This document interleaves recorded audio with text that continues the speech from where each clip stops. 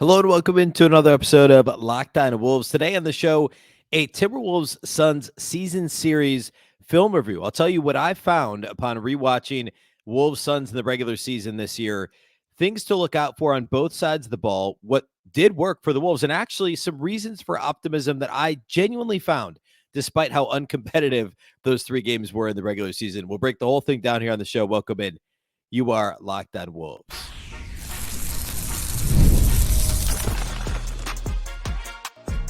You are Locked On Timberwolves, your daily Minnesota Timberwolves podcast. Part of the Locked On Podcast Network, your team every day. Hello and welcome to Locked On Wolves podcast, part of the Locked On Podcast Network, your team every day. My name is Ben Beecken. I'm the host of Locked On Wolves. Happy Wednesday, everybody. Happy hump day. And we're only, 3 days away?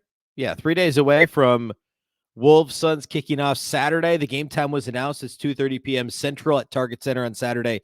So we are very, very, play-ins underway. I mean, Monday, Tuesday night playoff, or actually, I guess just Tuesday night playoff action. So playoff basketball is basically here. And I want to dig a bit deeper into the Phoenix-Minnesota matchup today. I'll also set up kind of the rest of the week if you missed Tuesday's show. So lots to get to here today. I want to start by thanking you for making Locked On Wolves your first listen every day. Of course, this show is free and available everywhere. That includes YouTube as well as all of your favorite audio platforms. Wherever you like to listen to podcasts, you can find Locked On Wolves. You can also watch on the Locked On Sports Minnesota app on both Roku and Amazon Fire TV. And you can follow on X at Locked On T-Wolves and also at Beecken with two B's, two E's, C-K-E-N. All right, so on Tuesday's show, I broke down in depth the Wolves-Suns matchup based on the statistics, right? The numbers for each team over the course of the regular season and what stands out about how these two teams match up. That was Tuesday's show. Today, I'm going to focus on the actual film review of primarily the first two games because Sunday's game was a complete debacle and also very fresh in our minds. So I'll touch a little bit on that, but that was like Monday's show was the post-game pod, right? So I want to talk mostly about the first two games, Wolves Suns, a little bit about the third game and what my overall takeaways were. And that'll be the show today. And really, I do have some things. I actually feel better about this series for whatever that's worth. And maybe it's nothing, but for whatever it's worth, I feel better after watching the actual tape back from the November 15th loss and the April, 5th or 6th loss, whatever it was earlier this month. So I'll explain why here in a minute. Thursday, we're going to have a crossover episode, a very special crossover with Brendan Clean of Locked On Suns. We're going to ask each other some questions about the matchup, about the team that one another covers. I'll ask him how confident he is about the Suns beating the Wolves in this series and why that would be, what he's most concerned about from a Suns perspective, etc. That will air on Thursday. And then Friday, of course, we'll get you set up the last day before before game one of the series. So I'll give some predictions, etc. on Friday. So let's go ahead and jump in today. Real quick, what I had said on Tuesday was what stood out to me is that the Wolves turned it over an inordinate amount over the three games against the Suns, and the Suns didn't turn it over all that much. When in reality, in the regular season, the Suns, you'd be a little more concerned if you're a Suns fan about their turnovers, and also the Wolves force more turnovers defensively. So I think that's something that could swing in the Wolves' favor. I also think that that's the one thing from yesterday's show that made me feel good. Also, corner threes, right? Phoenix allows corner threes. The Wolves make corner threes. That's an area that the Wolves could also gain some ground compared to what they did in the regular season against Phoenix. However, one of my concerns about the matchup, and probably my primary concern, if I had to boil it down to one, is that Phoenix is such a good mid-range jump shooting team, and the Timberwolves are generally very happy to allow teams to shoot mid-range jumpers, right? And for good reason. Minnesota they were 28th or 29th in all mid-range jumpers allowed, meaning only one team, I forget who it was, but only one team allows a higher percentage of opponent shots from mid-range. Phoenix was number 2 in shooting mid-range in the entire league and number 1 in long mid-range jumpers, which is what the Wolves would prefer to give up. And they're also really, really good at making them. Kevin Durant, Devin Booker, Bradley Beal, etc. So related to that, if you go back and watch the first Wolves-Suns game in November, the Timberwolves did a pretty decent job at least making things difficult for the Suns when they were in the half court. One of the primary issues, and really you could say this about all the matchups, Wolves-Suns this year, was turnovers leading to fast break opportunities for Phoenix. And going back and watching the first game, Minnesota was actually only down 6 at the end of the first quarter, and I thought they were really competitive. And it was really more fast break points weren't an issue in that game, I guess. That was more, the next two games. But that game, it was Phoenix got really hot from the field, and I don't think Jaden McDaniels defended very well. And this was the second night of a back-to-back. It was coming off of the Gobert incident game. And actually, I think McDaniels was ejected the night before. So I thought offensively he was fine in this game. He missed some threes. But defensively, McDaniels really struggled. And I don't love him guarding Kevin Durant. And that's the matchup that the Wolves had in this game. I also don't love Anthony Edwards guarding Kevin Durant. We'll get more to that here in a minute, which is what he's done the last couple of times out. But in this game, McDaniels started by guarding Durant, and Ant started by guarding Devin Booker. Bradley Beal did not play. So that's the asterisk for this game. And I thought Ant was better on KD when he had the opportunity, but only marginally so. McDaniels' length can bother Kevin Durant, but he's still Kevin Durant. And I think your best shot is to use some physicality, to use a little bit more size, not lengthwise, but strength, right? Thickness. I think that's your best shot. And Jaden McDaniels, when he tries to play stronger, tends to get into foul trouble. And Kevin Durant, being as good as a player as he is, a Hall of Famer, he's going to draw fouls on both ends of the floor, which is one of the reasons he's guarding Karl-Anthony Towns or did guard Karl-Anthony Towns in this last matchup and drew 3 offensive, or I think 2 of them were against Durant guarding Towns. He drew 2 offensive fouls on Cat in the last matchup. But McDaniels on Kevin Durant was not great in this first game. I actually thought Nickeil Alexander-Walker was better than anyone else in guarding Kevin Durant. And I know that Chris Fitch isn't going to alter the starting lineup, and I wouldn't expect him to suddenly put Jaden McDaniels on the bench. But between McDaniels, Anthony Edwards, and Nickeil Alexander-Walker, I thought Alexander-Walker defended Kevin Durant the best of any of them in each of the first 2 matchups. And I don't think it was particularly close. Alexander-Walker, now he's too small, which is the primary reason he's not, right? Like that he's not guarding Kevin Durant. That McDaniels is the better defender because of his size, right? But Alexander-Walker, at least in this game, was much better at knifing his way through screens and just kind of navigating the muck that the Suns created. And that was their plan, right? It was, hey, we know that McDaniels and Alexander-Walker and Ant could stay in front of our guys in isolation. We're going to start actually running sets and having multiple actions in a set and making, setting multiple screens at once or setting stagger screens or whatever it is. They ran a bunch of different pin down plays to get Durant open. They wanted to make the Wolves work through screens, which is obviously, it's like offense 101, but you have to do it against the Timberwolves. But McDaniels and Alexander-Walker coming into this season, I talked about this quite a bit on the show over the summer last year. Both of those guys were 2 of the league's best in terms of navigating screens defensively last season. I think McDaniels taking a slight step backward, and in this particular game from back in November, he struggled with it. And credit Phoenix for creative sets and for setting good screens, but I thought Alexander-Walker was very good at getting through those screens. That was my take on the defense. Now, I think grand scheme of things, I'm much more concerned about the Wolves offense against the Phoenix defense. And we're going to spend much more time on that today. But defensively, if I'm the Wolves, I really think that you have to consider giving Alexander-Walker a lot more minutes, reducing Kyle Anderson's minutes, and just playing smaller overall. And I know that this is it's touchy, right? I spent so much time during the season and going back to last offseason talking about how the Wolves could play big all the time and not get Gobert played off the floor, which is what happened. Go back to the Mavs series, the Clippers series, etc., with Rudy on the Jazz, right? Teams played him off the floor. And I've talked about till I'm blue in the face. It was more about the Jazz lack of perimeter defenders than anything else. It wasn't Rudy's fault. Weirdly enough, Phoenix is maybe the only matchup. I'm probably forgetting somebody, but the only one I can think of that I would say the Wolves need to alter how they play. Because Phoenix has the ability to quote unquote play small, but still be so long and so impactful with what they're doing on both ends of the floor because of the length of Durant and of Devin Booker and some of these other athletic, players that are part of the rotation.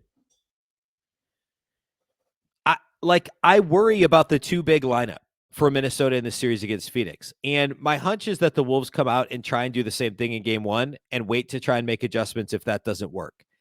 I'm concerned about it being too late. If you lose home court in game one and people are not, the vibes around the team aren't great, it worries me about what happens next.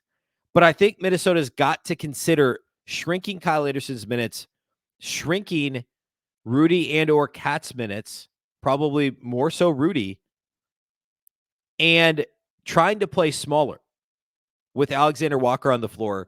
There's a lot of lineups, and I don't have time to go into all the lineups today, but there's a lot of lineups with Alexander Walker and Ant on the floor that have been very successful, and play those guys together as much as you can because you have multiple creators, multiple catch and shoot guys, and big physical mobile defenders. And I know Alexander Walker's not huge, but he's long and he's a fantastic defender. And he's great at getting through screens. That stuck out to me from the first game. I want to talk about the other side of the ball because that's where, and spend most of the rest of the show today on that. My biggest concern is the Wolves offense. And of course it has been all season, but specifically the way the Suns have guarded Minnesota. And I just don't know if Ant and Cat are going to do all the right things. I'll tell you what I think the right things are, how the Suns have been defending them, and what Ant and Cat need to do, and the Wolves more broadly have to do in order to pull out a win, not just Saturday, of course, but in this series as well. So we'll get to all that here next.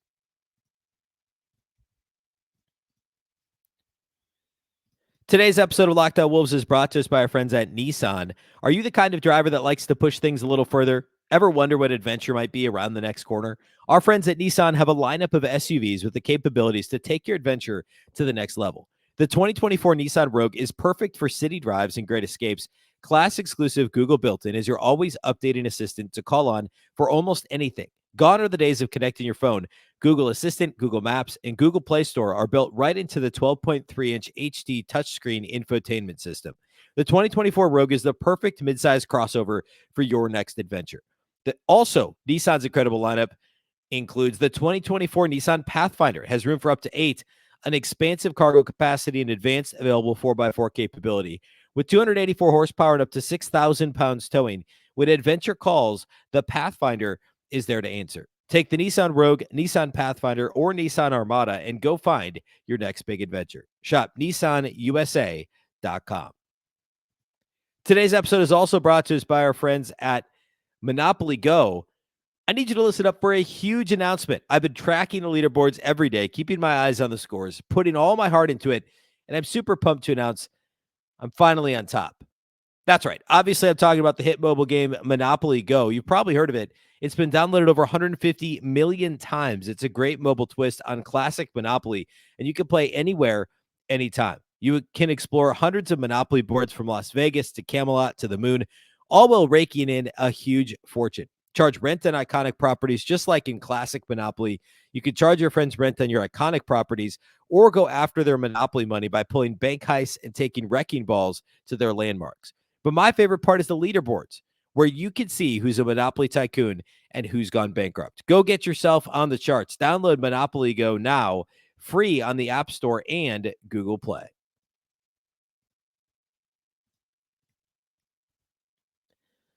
Today is the Locked On's NFL Mock Draft Live. That's tonight, 6 p.m., 7 Eastern, streaming on the Locked On Sports Today 24/7 streaming channel on YouTube or the free Amazon Fire TV channels app. Find the ultimate 6-episode series today, April 17th at 6 Central, 7 Eastern, to hear who the local Locked On experts are picking for every NFL franchise, with live reactions from local college football experts and even the fantasy football angle. The Locked On NFL mock draft on April 17th today at 6 Central, 7 Eastern, streaming live on Locked On Sports Today, 24/7 streaming channel on YouTube or the free Amazon Fire TV channels app. All right. So we've talked a little about the Timberwolves defensively, and frankly, I'm not super concerned about it. The takeaways there are Alexander Walker should play more. The Wolves should consider playing smaller. And while McDaniels gives you length on Durant, I think your best option is Alexander Walker. And it's your next best option. And in terms of guarding Devin Booker, I think it's Jaden McDaniels. I think his length can bother Booker into difficult mid-range jumpers. I think it can bother him into like Beal doesn't necessarily, or excuse me, Booker can get to the basket, but he just as soon pull up from 15 or 16.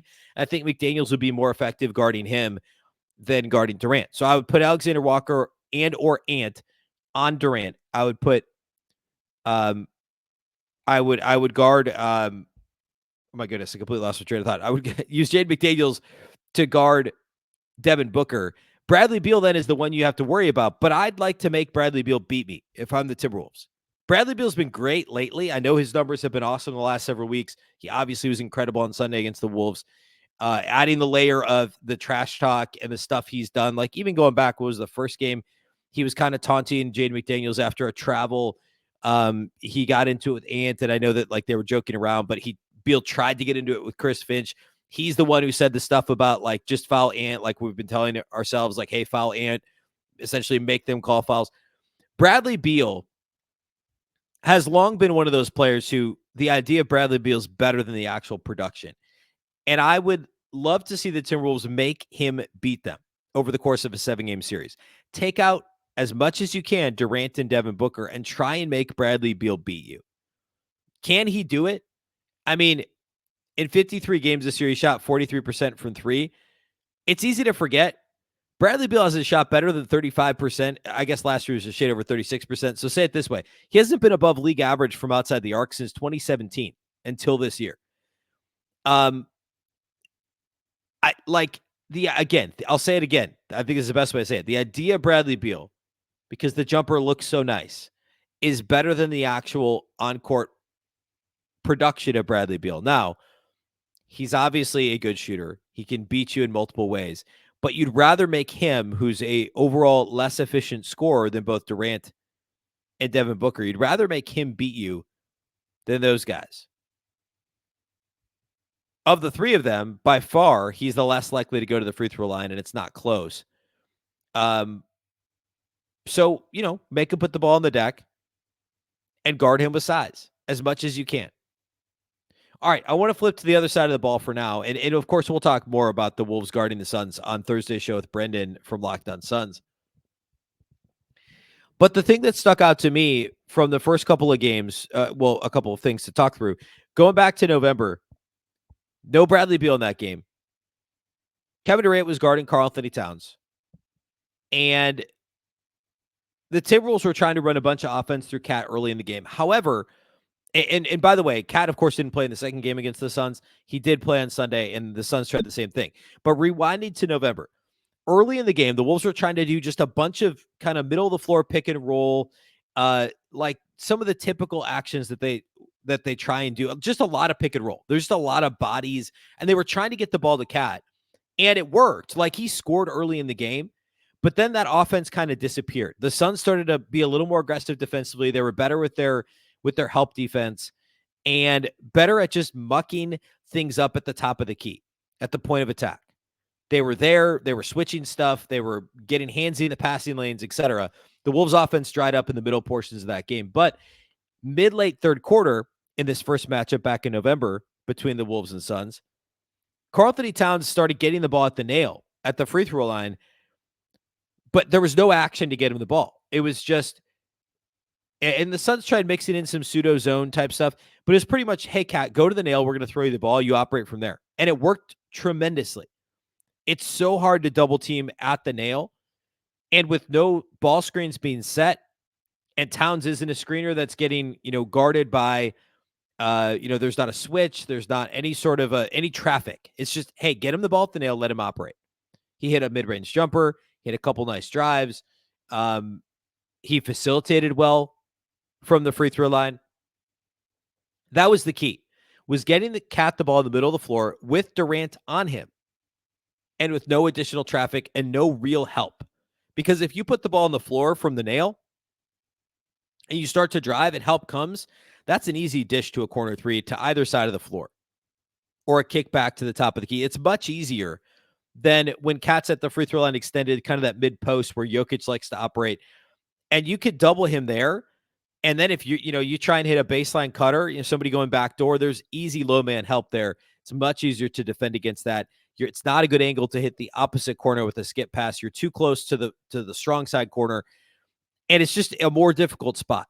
Cat's not the passer that Nikola Jokic is. And the Suns were able to go to him in that game into some tough mid-range jumpers too from that area of the floor. So as much as you can, Cat at the free throw line and play off of that. Make the Suns pick and choose who they're going to guard. And if Cat gets a one-on-one, he's got to just avoid offensive fouls. And Durant goaded him into those the last time out, this last Sunday.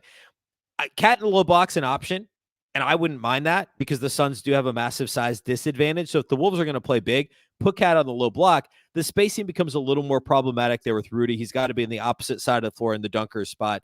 And then things are a little more congested where if Cat's at the nail, Rudy can kind of lurk on that back line beyond either side of the basket. There's just a little bit more. The spacing's a little better there. So I love Cat at the free throw line with no action to get him there. Just put him there, get him the ball, and play off of that. That's number one. The second game that the Wolves played against Phoenix was with no Karl-Anthony Towns. And the Wolves got down 15-0 to start the game. The Suns did a really, really good job getting back in transition and taking away easy buckets. But they changed how they were guarding Anthony Edwards. And the first time around in the matchup between these two teams, Ant was quiet, but they were so worried about trying to slow Karl-Anthony Towns. And Ant I thought he just had a bad game.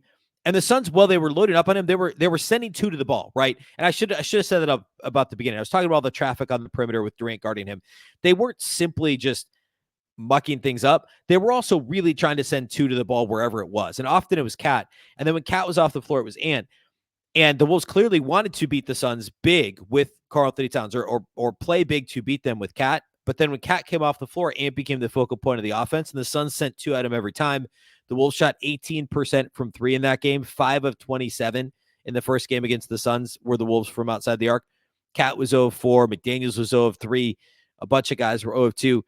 But then in the second matchup, they loaded even more up on Ant with no Karl-Anthony Towns. I want to talk more about that next, and that's how we'll close the show here today.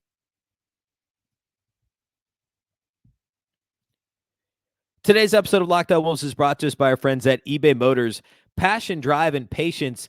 The formula for winning championships is also what keeps your ride or die alive. eBay Motors has everything you need to maintain your vehicle and level it up to peak performance. Superchargers, roof racks, exhaust kits, LED headlights, and more. Whether you're into speed, power, or style, eBay Motors has you covered. With over 122 million parts for your number one ride or die, you'll always find exactly what you're looking for. And with eBay Guaranteed Fit, your part is guaranteed to fit your ride every time or your money back. Because with eBay Motors, you're burning rubber, not cash. With all the parts you need at the prices you want, it's easy to make your car the MVP and bring home huge wins. Keep your ride or die alive at ebaymotors.com. Eligible items only. Exclusions apply. eBay Guaranteed Fit only available to U.S. customers.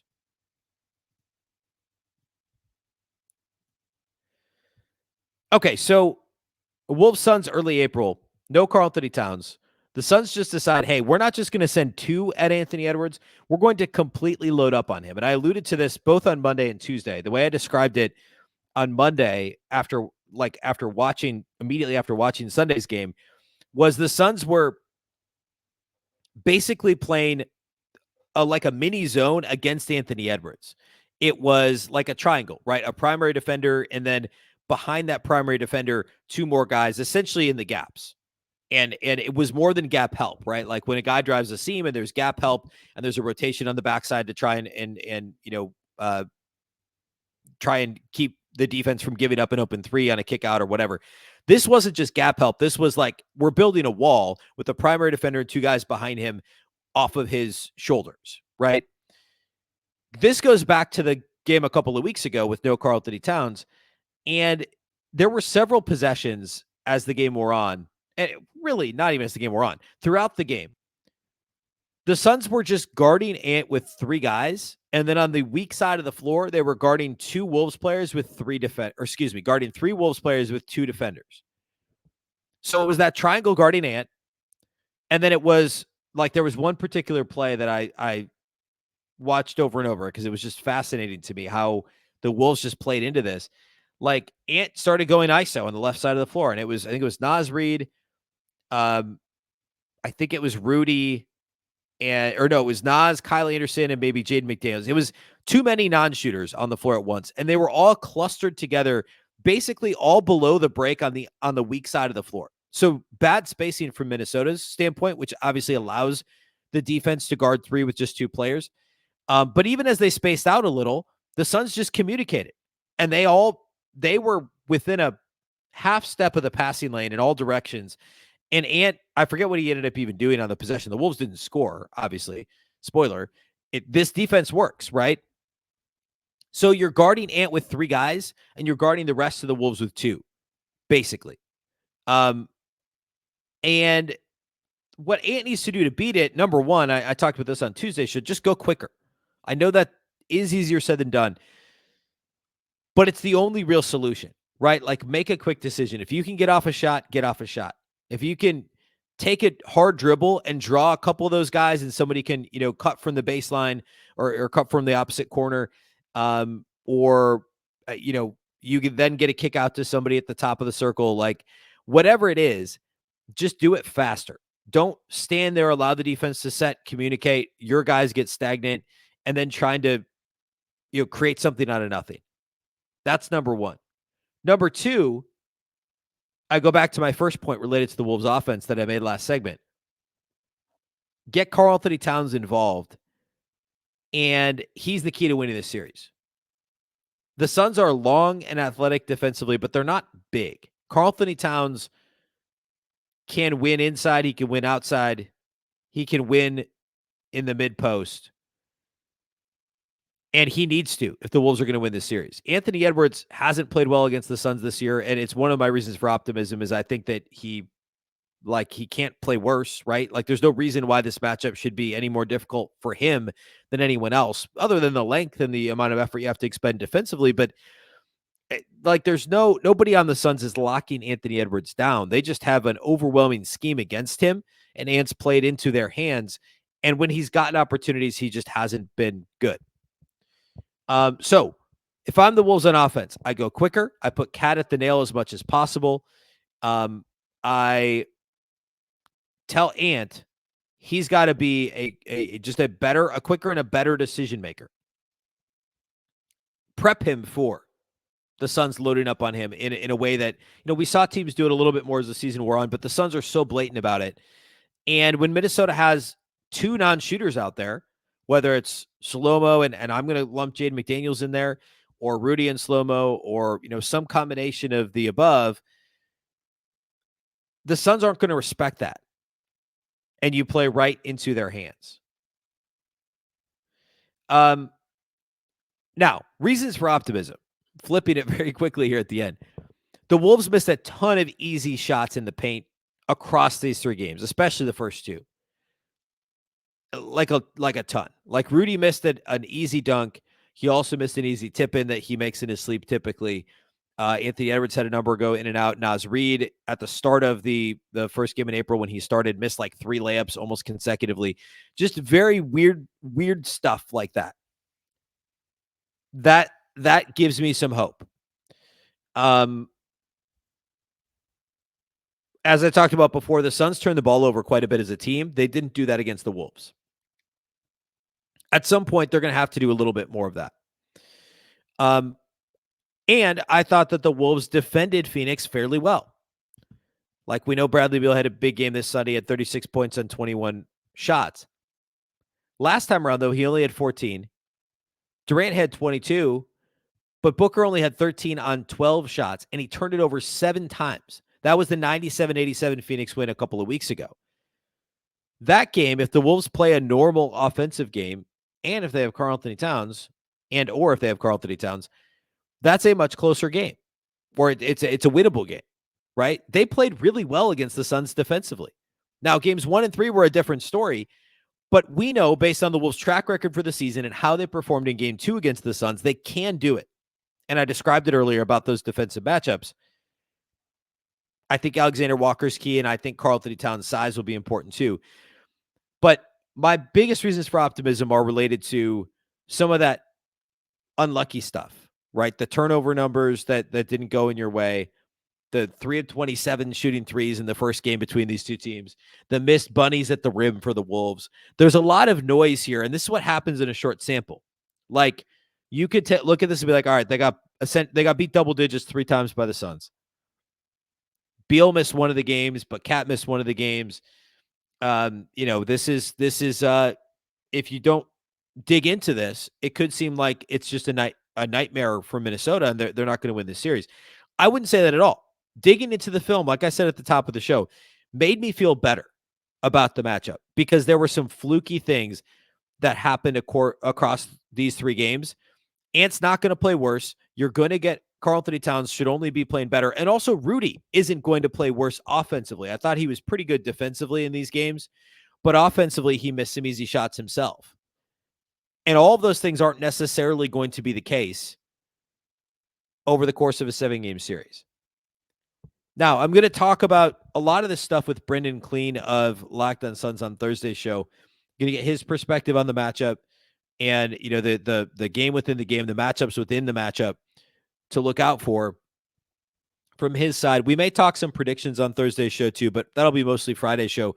What I think will ultimately happen in the series and, players that I think will have good series or maybe worse series than expected. We'll do all that on Friday, but Thursday's show, I'm really excited about it. So make sure to tune in for that. Otherwise, that's all we have for you today here on the show. Let me leave you with this. I feel better today than I did yesterday. I think this will be a super competitive series, and I'm pretty excited for it. I mean, it's going to be high-level basketball, and the Wolves have more than a shot in this series. I don't think I mentioned this Tuesday. Minnesota's favored to win on Saturday at FanDuel. I think they're 1.5 favorites at home on Saturday. But for the series, they're slight underdogs.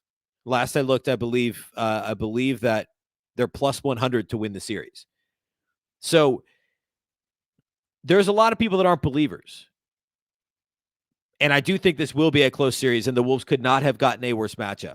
But there are things to like within this matchup that give me some hope for a positive outcome for the Wolves. All right. Big thank you for making Locked On Wolves your first listen every day. Of course, this show is free and available everywhere. That includes YouTube as well as all of your favorite audio platforms. You can also watch on the Locked On Sports Minnesota app on both Roku and Amazon Fire TV. And you can follow on X at Locked On T-Wolves and also at Beecken with 2 B's, 2 E's, C-K-E-N. Of course, the Locked On Wolves podcast is part of the Locked On Podcast Network. Remember, the Locked On Network is your local experts on all the biggest stories. Once again, I'm Ben Beecken. This is the Locked On Wolves podcast, and we'll catch you next time.